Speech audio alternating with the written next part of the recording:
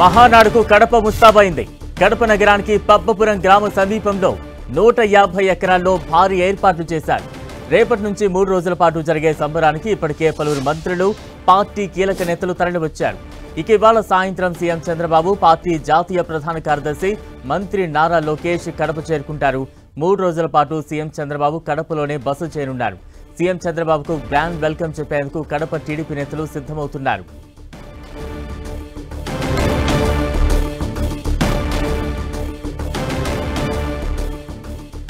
మహానాడు ఏర్పాట్లకు సంబంధించి మరింత అప్డేట్స్ అందించేందుకు సభా ప్రాంగణం నుంచి మా ప్రతినిధి సురేంద్ర సిద్ధంగా ఉన్నారు. సురేంద్ర,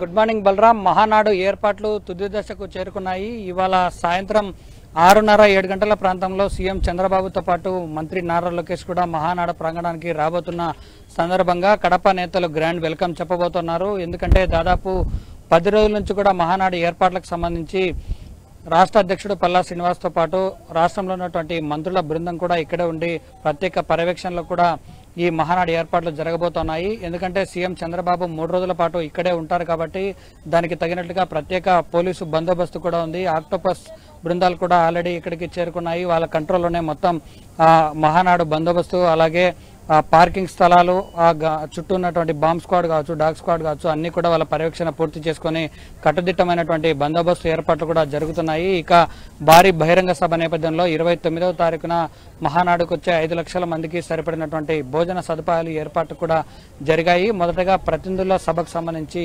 27, 28వ తారీఖులలో మన వెనకలున్నటువంటి ఈ ప్రతినిధుల సభ ఏదైతే ఉందో అక్కడే ప్రధాన వేదిక ఏర్పాటు చేశారు. ఆ వేదికలోనే సీఎం చంద్రబాబుతో పాటు ముందుగా ఎన్టీఆర్ జయంతి వేడుకలు నిర్వహిస్తారు. తర్వాత కార్యక్రమంలో ప్రతినిధుల సభలో ప్రధాన ఘట్టాన్ని ఏదైతే జాతీయ అధ్యక్షుడి ఎన్నికకు సంబంధించినటువంటి నోటిఫికేషన్ జారీ చేసి ఆ రోజు 1 గంట 2 గంటల తర్వాత జాతీయ అధ్యక్షుడిని కూడా ప్రకటించే అవకాశం ఉంది. ఎందుకంటే ఇది ప్రతి ఏడాది జరగబోయే మహానాడులో ఆనవాయితీగా వస్తోంది. ఇది అక్కడ ప్రధాన వేదిక పక్కనే ఉన్నటువంటి 4 భోజనశాలలు కూడా ఏర్పాటు చేశారు. అక్కడి నుంచే ఇక్కడికి వచ్చే ప్రతి కార్యకర్త, తెలుగు తమ్ముళ్ళు అక్కడికి వచ్చి భోజనాలు చేసేందుకు వీలుగా ఏర్పాటు చేశారు. ఇక ఇటువైపు చూస్తే మహానాడుకు వచ్చే సభకు ప్రాంగణానికి వచ్చేటువంటి ప్రతి ఒక్కరికి స్వాగతం పలికేందుకు పసుపు సైనికులు తమకు చెందినటువంటి ఫ్లెక్సీలు, అలాగే పసుపు తోరణాలతో స్వాగతం పలుకుతున్నారు. ఇక పోలీసులు కూడా బందోబస్తు నేపథ్యంలో రాష్ట్రంలో ఉన్నటువంటి చాలా వరకు అందరూ ఈ ప్రాంగణానికి చేరుకొని వాళ్ళ బందోబస్తు కూడా సిద్ధం చేస్తున్నారు. మంత్రులు కూడా కంటిన్యూగా ఇక్కడే ఉంటూ వాళ్ళకి ఇచ్చినటువంటి బాధ్యతలు నెరవేర్చి మహానాడును సక్సెస్ చేయాలని చెప్పి చాలా జాగ్రత్తగా ఈ చర్యలు తీసుకుంటున్నారని చెప్పవచ్చు. ఇవాళ సాయంత్రం చంద్రబాబు రాక కోసం అందరూ ఎంతో ఎదురుగా చూస్తున్నారు.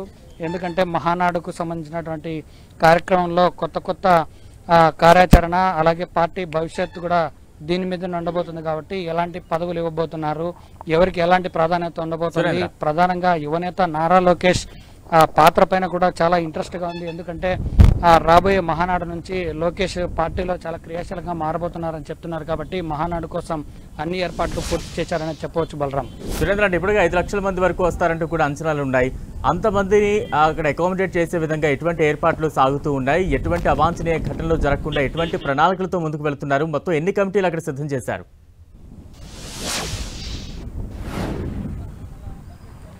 మహానాడుకు సంబంధించి మొదటి 2 రోజుల పాటు ప్రతినిధుల సభ ఉంది. ఈ ప్రతినిధుల సభకు సంబంధించి దాదాపు 120 ఎకరాల స్థలాన్ని సేకరించి పబ్బాపురం సమీపంలో ఈ ప్రాంగణాన్ని కూడా ఏర్పాటు చేశారు. పక్కనే ఉన్నటువంటి బహిరంగ సభకు 5 లక్షల మంది వస్తారని చెప్పి అంచనా వేశారు. అందులో కూడా రాయలసీమలో ఉన్నటువంటి 4 జిల్లాల నుంచి ఎక్కువ మంది వచ్చే అవకాశం ఉంది. కాబట్టి వాళ్ళందరికీ సరిపడినటువంటి ఏదైతే బహిరంగ సభ ఏర్పాట్లు ఉన్నాయి, దాంతోపాటు పార్కింగ్ స్థలాన్ని కూడా మరో 400 ఎకరాలు కేటాయించి కడప నగరానికి చుట్టూ 13 చోట్ల చెక్ పోస్టులు ఏర్పాటు చేశారు. 4 ప్రధాన కూడల నుంచి 13 రహదారులను కూడా నేరుగా వేదిక, అలాగే బహిరంగ సభకు వచ్చేటట్లు ప్లాన్ చేశారు.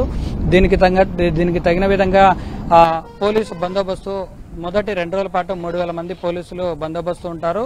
తర్వాత 3వ రోజు మొత్తం 5000 మంది పోలీసు బందోబస్తుతో ఇక్కడ నిఘా ఉంచడంతో పాటు డ్రోన్ కెమెరాలు కూడా ఈ సీఎం బస చేస్తున్నటువంటి ప్రాంగణంలో ఏర్పాటు చేశారు. డ్రోన్ కెమెరాలతో కంటిన్యూగా నిఘా ఉండడము, ఆక్టోపస్ బలగాలు, అలాగే ఇక్కడ వచ్చేటువంటి కార్యకర్తలు కావచ్చు, తెలుగు తమ్ములకు ఒక్కరికి కూడా ఎలాంటి అవాంఛనీయ సంఘటనలు జరగకుండా ఇటు పోలీసులు అటు టీడీపీ శ్రేణులు పూర్తి స్థాయిలో కట్టుదిట్టమైనటువంటి భద్రతా ఏర్పాట్లు కూడా పూర్తి చేశారు.